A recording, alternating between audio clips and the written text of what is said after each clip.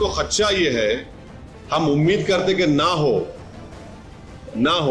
हमको सुन लीजिए, हमको खदशा है कि कहीं 23 दिसंबर ना हो जाए, हमको खदशा है कहीं 6 दिसंबर ना हो जाए। खदशा है, एप्रीहेंशन जिसको बोलते हैं इंग्लिश में।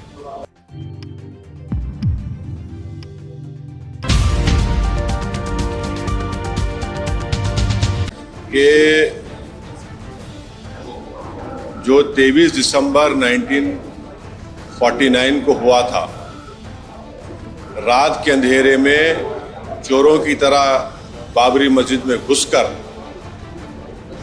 वहां पर मूर्तियां रख दी गई थी मस्जिद के अंदर, और उसके बाद से मस्जिद में नमाज बंद हो गई। यानी 22 दिसंबर की रात में इशा की नमाज हुई और 23 दिसंबर से वो नमाज बंद हो गई।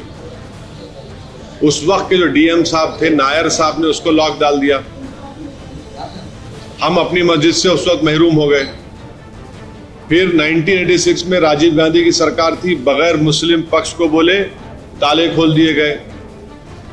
6 दिसंबर 1992 को सुप्रीम कोर्ट ने शिलान्यास का परमिशन दिया और वो तमाम विश्व हिंदू परिषद, बीजेपी, सब ये सुप्रीम कोर्ट को बोले कि हम बाबरी मस्जिद को हाथ नहीं लगाएंगे। अब क्या हुआ, बाबरी मस्जिद मेरे हाथ से चले गई। 23 दिसंबर 49 को ये हुआ।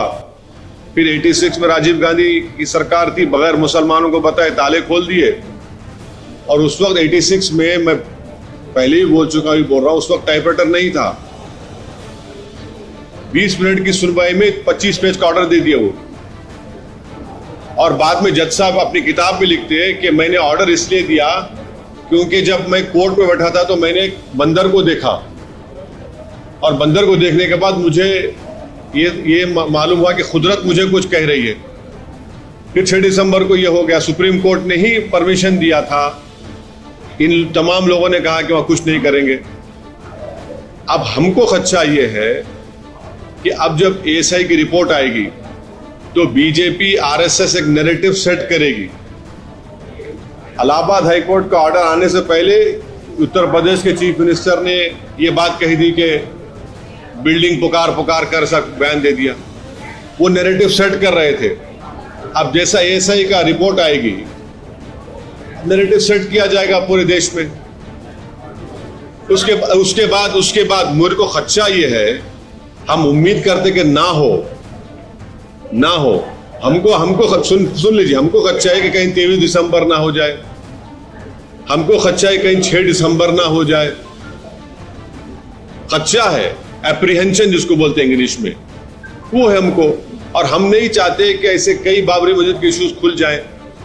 और आखिर में आपको याद दिला रहा हूं पर्सनली, आप थे, हमारे दोस्त थे, और हमारे आप भी थे। जब बाबरी मस्जिद का फैसला आया था, मैंने कहा था कि ये सब खुलेंगे, ये सब मसले बढ़ेंगे। और आखिर में हम आपको बताना चाह रहे कि बाबरी मस्जिद, राम मंदिर के सुप्रीम कोर्ट के जजमेंट में आप लोग पैराग्राफ नंबर 102 पढ़ लीजिए, पैराग्राफ नंबर 103 पढ़ लीजिए, पैराग्राफ नंबर 105 पढ़ लीजिए, जिसमें सुप्रीम कोर्ट ने क्या कहा प्लेसेस ऑफ वर्शिप एक्ट के बारे में। प्लेसेस ऑफ वर्शिप एक्ट है क्या कि किसी भी समुदाय के रिलीजियस प्लेस का रिलीजियस कैरेक्टर ना बदला जाए।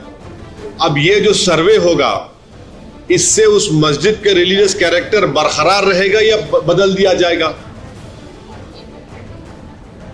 जो योगी आदित्यनाथ ने कहा वो बात, वो कि रिलीजियस कैरेक्टर को रखने की बात थी या मस्जिद में से नमाज खत्म करने की बात उन्होंने की। तो इसीलिए हम आपसे कह रहे हैं कि सुप्रीम कोर्ट ने वाज़े तौर पर, जिसमें अभी प्रेजेंट चीफ जस्टिस साहब भी उस बेंच में थे, उसमें पैराग्राफ नंबर 102 में उन्होंने कहा कि in providing a guarantee for the preservation of the religious character of places of worship as they existed on 15/8/1947 and against the conversion of places of public worship, Parliament determined that independence of colonial rule furnishes a constitutional basis for healing the injustice of the past by providing the confidence to every religious community that their place of worship will be preserved and that their character will not be altered. फिर अगर आप देखेंगे paragraph number 103 में, the law speaks to our history and to the future of the nation. Cognizant as we are of our history and of the need for the nation to confront independence for the watershed movement, to heal the wounds of the past, historical wrongs cannot be remedied by the people taking the law in their own hands. In preserving the character of place of worship, Parliament has mandated in no uncertain terms that the history and its wrongs shall not be used as instruments to oppress the present and the future.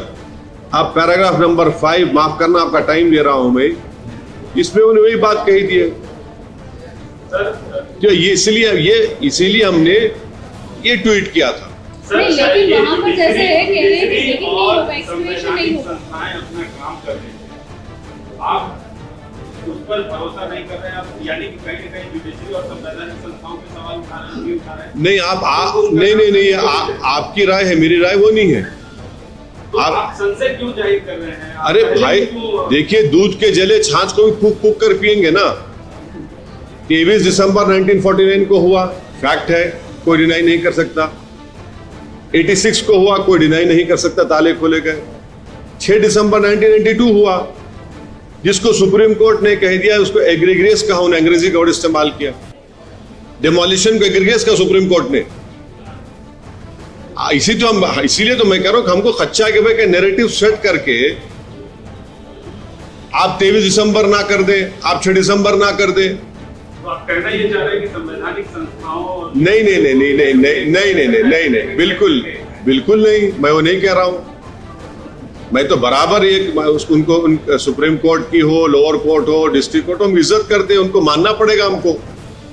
मैं आपको सिर्फ तारीख में क्या हुआ था वो आपको बता रहा हूं, और हम भी नहीं चाहते कि ऐसा बाबरी मस्जिद इशू खुल जाए। हमको अब तकलीफ इस बात की है कि मुख्यमंत्री है, आप किसी की तरफदारी क्यों कर रहे हैं? वो तो अपनी नहीं, आप मुख्यमंत्री है ना, आप मुख्यमंत्री हैं, आप कैसा किसी की तरफदारी करेंगे? और ऑर्डर आने से पहले आपने अपना उस पर इज़हार ख्याल कर दिया। तो उसमें साक्ष्य मिले हैं, उनका हवाला। अरे वो अभी देखिए, वो क्या मिले हैं नहीं मिले, कानून तो है ना 91 का। अच्छा, और एक बात मैं आपको बता रहा हूं कि काशी विश्वनाथ का 1983 का एक्ट है, आप तो यूपी के हैं। 83 के एक्ट में सेक्शन 5 देख लीजिए, जो डिफाइन करता है कि वो मंदिर का हिस्सा कितना है। 83 का एक्ट है वो,